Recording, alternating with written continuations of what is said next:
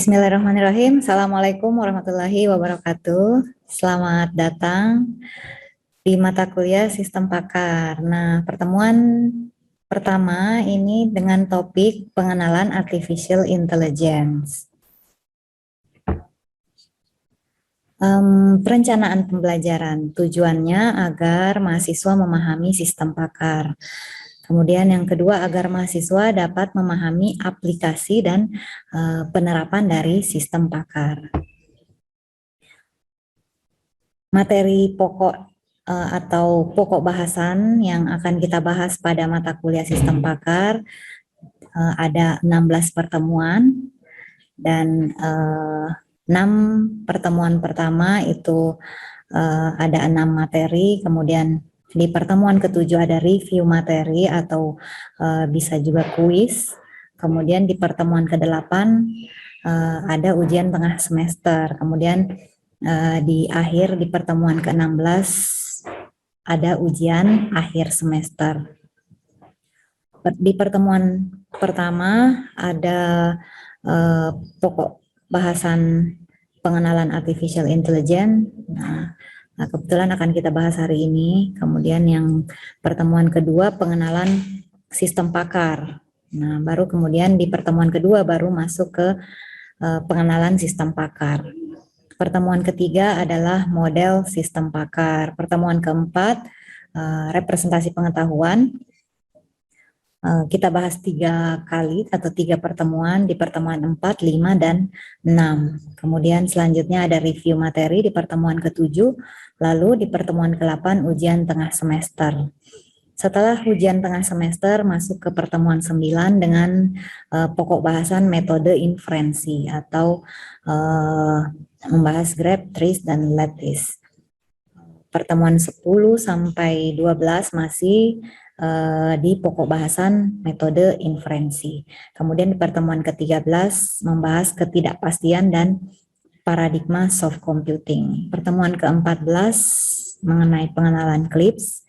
Kemudian pertemuan ke-15 sebelum UAS ada review materi dan kuis ya. Kemudian berikut ini adalah sumber referensi atau buku-buku ya atau yang bisa Anda cari ataupun sumber referensi yang lain yang tidak tertulis di sini bisa kita gunakan. Nah, selanjutnya ada catatan. Yang pertama, mahasiswa wajib mempunyai buku referensi tadi. Kalaupun tidak mempunyai bukunya, bisa mencari berupa e-book ya, atau di perpustakaan juga ada ya. Kemudian mahasiswa wajib memiliki slide dan RTM, rubrik tugas mahasiswa yang dapat Anda download di website atau ruang mahasiswa. Mahasiswa bisa mencari jurnal yang berhubungan dengan sistem pakar. Nah, selanjutnya rencana pembelajaran tadi sudah saya paparkan. Pertemuan 1 sampai 14 disampaikan dengan metode ceramah, metode diskusi, dan ada latihan-latihan soal. Kemudian sistem penilaian 20% kehadiran, 25% nilai UTS, kemudian nilai UAS-nya 30%, 25% ada diberikan untuk nilai tugas, baik RTM maupun kuis nantinya ya.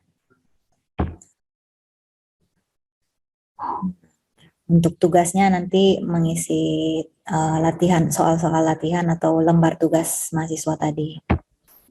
Dan mungkin nanti akan dijelaskan atau tugas-tugasnya akan diberikan oleh dosen pengampu mata kuliah di kelas masing-masing. Oke, selanjutnya masuk ke topik pertemuan hari ini ya. Pertemuan pertama kita masuk ke Artificial Intelligence. Jadi membahas tentang AI ya. Nah, jadi mata kuliah kita adalah mata kuliah sistem pakar dan untuk pengenalan pertama, sebelum kita masuk ke pembahasan inti sistem pakar, kita akan mengenal terlebih dahulu tentang AI atau Artificial Intelligence. Nah, karena sistem pakar adalah bagian dari AI. Definisi Artificial Intelligence. Ada dua pendekatan, pendekatan teknik dan pendekatan ilmiah. Pendekatan teknik atau an engineering approach merupakan proses di mana peralatan mekanik dapat melaksanakan kegiatan-kegiatan yang berdasarkan pada pemikiran atau kecerdasan buatan. Pendekatan ilmiah atau definisi scientific approach merupakan ilmu yang mempelajari bagaimana sebuah komputer dapat melakukan kegiatan yang dapat dilakukan oleh manusia. Kemudian berikut ini adalah sejarah AI. Nah, dimulai dari tahun 1955, pengembangan dalam bidang permainan atau game catur oleh Shannon. Nah, 1956 istilah AI mulai dipopulerkan oleh John McCarthy sebagai suatu tema ilmiah di bidang komputer yang diadakan di Dartmouth College. Kemudian 1956 komputer berbasis AI pertama kali dikembangkan dengan nama logic theories yang melakukan penalaran terbatas untuk teorema kalkulus. Perkembangan ini mendorong para peneliti untuk mengembangkan program lain yang disebut sebagai General Problem Solver atau GPS. 1963, Checker Playing Program diperkenalkan oleh Samuel. Program ini dapat digunakan untuk memainkan game dan punya kemampuan untuk menyimpan pengalaman untuk digunakan pada permainan berikutnya. Jadi ada konsep AI gitu ya dalam pengembangan bidang-bidang permainan tersebut. Kemudian pada tahun 1972, Newell and Simon memperkenalkan teori logika secara konseptual yang kemudian berkembang pesat dan menjadi acuan pengembangan sistem berbasis AI lainnya. Pada tahun 1978, Buchanan and Feigenbaum mengembangkan bahasa pemrograman Dendral. Bahasa pemrogram ini dibuat untuk Badan NASA, Badan Antariksa Amerika gitu ya, dan digunakan untuk penelitian kimia di planet Mars. Pada perkembangan selanjutnya, studi pada AI difokuskan pada pemecahan masalah sehari-hari atau memberi pertimbangan yang masuk akal, common sense reasoning terhadap permasalahan yang dihadapi manusia. Hal ini mencakup pertimbangan mengenai suatu objek dan hubungannya dengan objek yang lain. Misalnya, suatu objek mungkin berada dalam objek yang lain, dan pertimbangan tindakan apa yang dapat dilakukan terhadap objek dan konsekuensinya. Misalnya, bila kita melepaskan objek dari genggaman, nah objek tersebut akan jatuh dan mungkin pecah. Kemudian beberapa bidang tugas AI, bidang umum, ada beberapa bidang umum, bidang formal, bidang ahli. Nah, di bidang umum contohnya perception, ada vision recognition gitu ya, speech recognition. Nah, kemudian ada natural language. Di bidang natural language ada misalnya seperti understanding, generation, translation gitu ya. Nah, mungkin kalau Anda bisa sebenarnya sudah biasa gitu ya melihat contoh-contohnya, contoh-contoh atau bidang-bidang yang di dalamnya ada tugas AI gitu ya, artificial intelligence, seperti natural language, misalnya translation, kita biasa pakai nih, seperti yang ada pada Google Translate misalnya ya. Nah, kemudian di vision recognition, kemudian speech recognition misalnya seperti apa contohnya? Anda bisa sebutkan Siri misalnya pada Apple gitu ya. Nah, kemudian ada vision recognition misalnya dengan apa namanya? Mata gitu ya, menggunakan eye atau vision gitu ya. Nah, mendeteksi gambar atau mata gitu ya, muka gitu. Nah, kemudian common sense reasoning. Kemudian ada robot control. Nah, ini banyak contohnya bidang-bidang tugas yang menerapkan AI gitu ya. Kemudian bidang formal games tadi sudah dicontohkan bahwa pada tahun awal-awal pembuatan AI itu ada game catur, backgammon, checkers, go gitu ya, dan games yang lainnya. Di bidang mathematics ada geometri, logik, integral kalkulus gitu ya. Nah, bidang ahli engineering misalnya desain, fault finding, manufacturing planning gitu ya. Jadi di pabrik-pabrik biasanya sudah atau manufacturing plan untuk tugas-tugas manufacturing planning gitu ya sudah menggunakan AI gitu ya. Misalnya ada robot-robot AI yang membantu pekerjaan manusia seperti itu. Scientific analysis, medical diagnosis gitu di rumah sakit sudah banyak contoh penggunaan AI gitu ya. Financial analysis di bidang keuangan, di bidang perbankan gitu. Nah, kemudian ini bagian-bagian AI.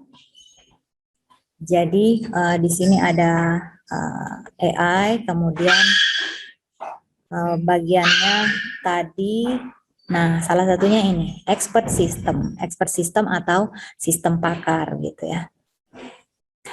Jadi karena mata kuliah kita adalah sistem pakar atau expert system, ini merupakan bagian dari AI, sehingga di pertemuan pertama saya perkenalkan AI gitu ya, atau artificial intelligence. Nah, ini bagian-bagiannya ada psikologi, mathematical logic tadi ada contohnya, computer science, linguistik, nah, philosophy, ini typo ya, natural language processing, contohnya tadi ya, natural language processing kayak mendeteksi bahasa gitu ya. Misalnya tadi contohnya yang di Google Translate. Atau mungkin Anda selanjutnya nanti setelah kita mempelajari mata kuliah expert system, nanti juga ini ada bagiannya natural language processing. Nah, kemudian planning, machine vision, gitu ya, robotik juga termasuk dalam AI. Nah, kemudian ini ada beberapa teknik-teknik AI. Nah, yang pentingnya ada yang pertama search atau pencarian. Menyediakan cara penyelesaian masalah untuk kasus di mana bila tidak ada lagi pendekatan langsung yang dapat digunakan, maka pindahkan kerangka kerja kepada teknik langsung yang mungkin untuk dilekatkan. Kemudian yang kedua, use of knowledge, penggunaan pengetahuan. Nah, jadi harus ada penggunaan pengetahuan di dalam pengaplikasian atau penerapan programming AI gitu ya. Use of knowledge, menyediakan cara penyelesaian masalah yang lebih kompleks dengan mengeksploitasi struktur dari objek yang terkait dengan permasalahan. Kemudian yang ketiga ada abstraction, menyediakan cara untuk memilah atau memisahkan keterangan dan variasi yang penting dari sekian banyak yang tidak penting, di mana akan mempercepat penyelesaian masalah. Nah, jadi ada abstraksi ya, atau pemilahan atau pemisahan gitu ya. Materi untuk pertemuan 1 saya cukupkan sampai di sini. Di sini ada latihan soal. Latihan soal ini ada beberapa nomor pilihan ganda yang materinya sudah kita bahas sebelumnya. Ini nanti Anda bisa kerjakan ya. Ada 5 soal. Nah,